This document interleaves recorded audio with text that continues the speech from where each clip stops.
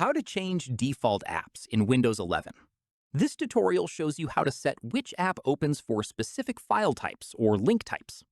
First, click the Start button and open the Settings app.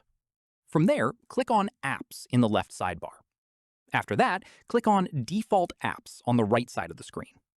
At this point, you have two ways to change defaults, depending on what you need. The first way is by app. If you want to set all file types associated with a specific app, type the app name into the search bar at the top. Click on it from the results, and you'll see every file type it can handle. From there, click on any file type in that list and select the app you want to open it with instead. Following this, the second way is by file type. If you already know the file extension you want to change, like .pdf or .mp3, type it directly into the search bar. After that, click on the result, and a pop-up will appear showing all the apps that can open that file type.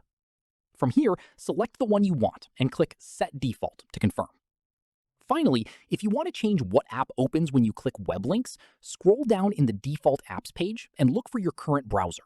Click on it and reassign the HTTP and HTTPS link types to a different browser. That's how you change default apps in Windows 11. If this was helpful, drop a like, subscribe for more tutorials, and ring the bell so you never miss an upload. See you then.